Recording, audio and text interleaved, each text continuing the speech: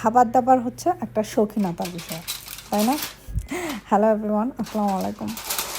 এই তো আমি সেদিন 3টা চিকেন নিয়ে আসছিলাম কস্কো থেকে। তো 2টাকে আমি রান্না করার জন্য, তরকারি রান্না করার জন্য কাটছি, আর একটাকে ভাবলাম যে একটু ম্যারিনেট করে এটাকে পুরাটা রোস্টের মতো করি।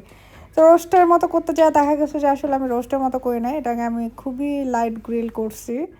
আর এটা ম্যারিনেটটা তেমন কোনো রেসিপি দেওয়ার মতো কিছু না, কারণ আমি কখনো রেসিপি দিতে পারি না, আমি আমার যা মন চায় তাই করি। তাও এটা আমি বেশিরভাগই বাটার দিয়ে মাখাইছিলাম, আর একটু ব্ল্যাক পেপার দিছিলাম, একটু গার্লিক দিছিলাম, দ্যাটস ইট, আর কিচ্ছু দিই নাই। আর এই তো তো আমি এটা ওভেনে গ্রিল করে নিচ্ছি, আমার কাছে এরকম ভালোই লাগে।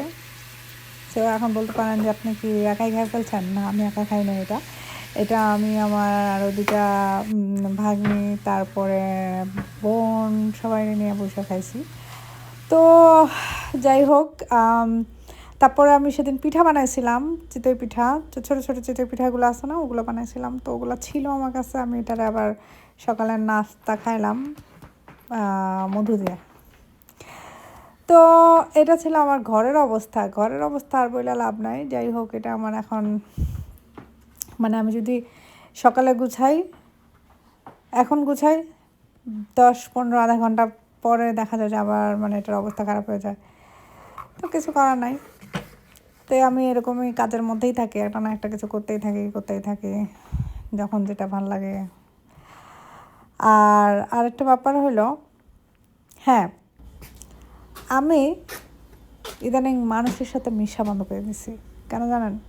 কারণ মানুষ আপনার সাথে মিশবে, আবার আপনার সুন্দর করে বদনাম আপনার পিছনে এমন সব কাহিনী বানাবে যেগুলো নাকি আপনি তার আশেপাশে কোনো দিনও ছিলেন না। এমন সব স্টোরি তারা আপনার লাইফ নিয়ে বানায় ফেলে, আপনি মানে আপনাকে যেদিন থেকে চিনে সেদিনের লাইফ নিয়ে বানায় না, তো আপনার জন্ম হয়েছে যে সেখান থেকে ওরা লাইফ স্টোরি বানায়, মানে ওদের ইচ্ছা মতো ওরা লাইফ স্টোরি বানায়।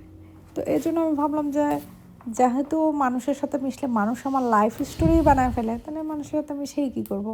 এর থেকে এই যে নিজে বিজি থাকবেন, নিজে বাইরে কাজ করবেন, ঘরের কাজ করবেন, রান্না করবেন, বাইরে গ্রোসারি করবেন, দেখবেন সময় এমনি চলে যায়, সময়ই পাবেন না। আর ইদানিং আমি একদম সময় পাই না, একদমই সময় পাই না। আমি আমার নিজের নিয়ে ব্যস্ত থাকি, আমার ঘর নিয়ে ব্যস্ত থাকি, আমার ফ্যামিলি নিয়ে ব্যস্ত থাকি, আমি আমারে নিয়ে ব্যস্ত থাকি, ব্যাস এই হচ্ছে আমার এখনকার খুব সুন্দর বিজি লাইফ। তো সবাই ভালো থাকবেন, সুস্থ থাকবেন, আমার চ্যানেলটা সাবস্ক্রাইব করে দিবেন। আল্লাহ হাফেজ।